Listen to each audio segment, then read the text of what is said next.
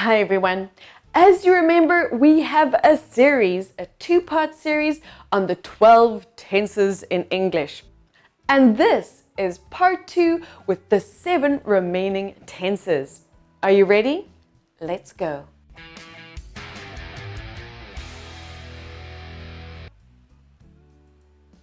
We'll start off with the future continuous.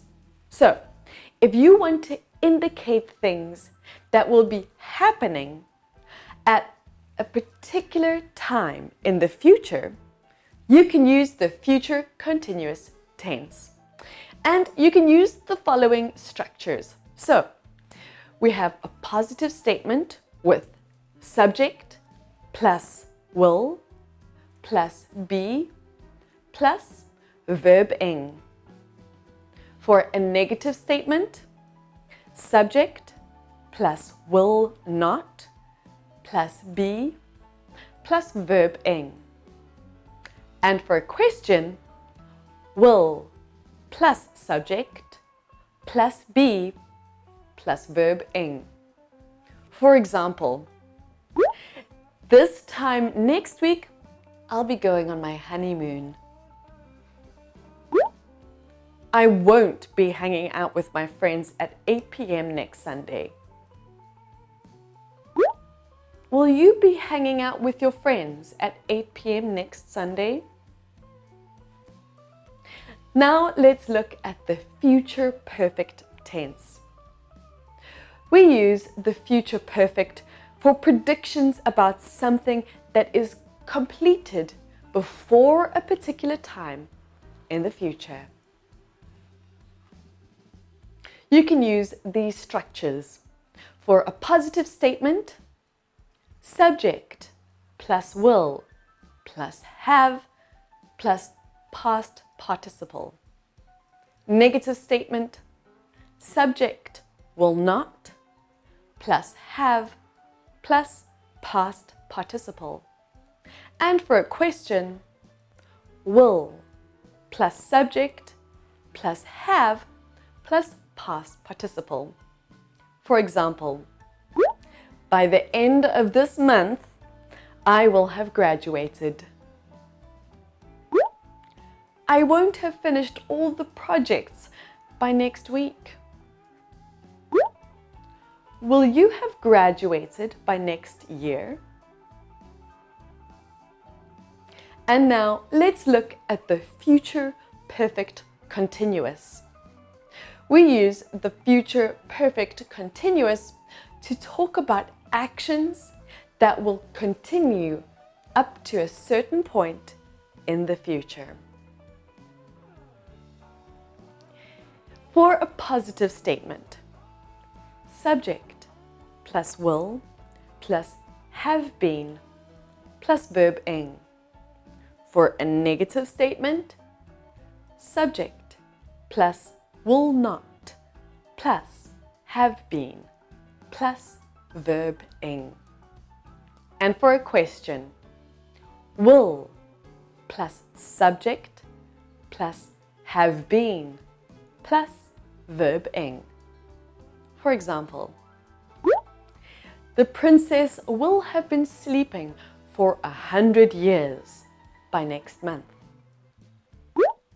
I will not have been traveling for 2 years by the end of December. Will you have been learning English for 15 years by the end of this year? Okay, the past simple tense. We should use the past simple tense for the actions which happen and finish in the past. For a positive statement, use subject plus verb in the past form.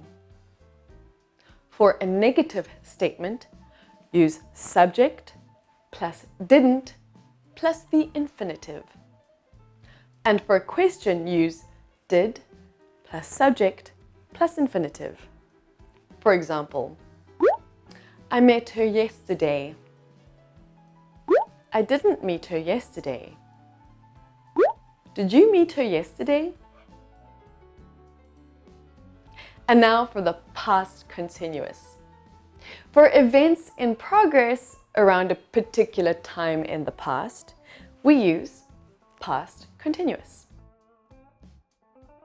For a positive statement, subject plus was or were plus verb ing.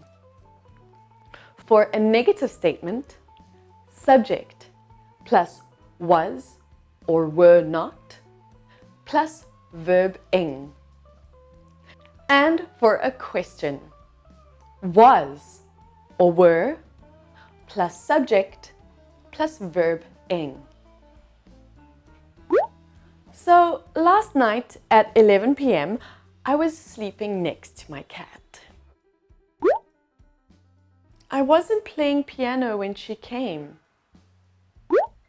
Were you doing your homework at this time yesterday? Okay, let's move on to the past perfect. To refer to something that happened before another action in the past, we use the past perfect. For a positive statement, subject plus had plus past participle. For a negative statement, subject plus had not plus past participle. And for a question, had plus subject plus past participle. I hadn't met her before I came to Hanoi. Had the class ended when you arrived?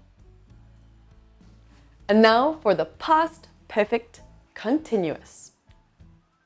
To describe actions which started in the past and was still in progress up until another action or time in the past.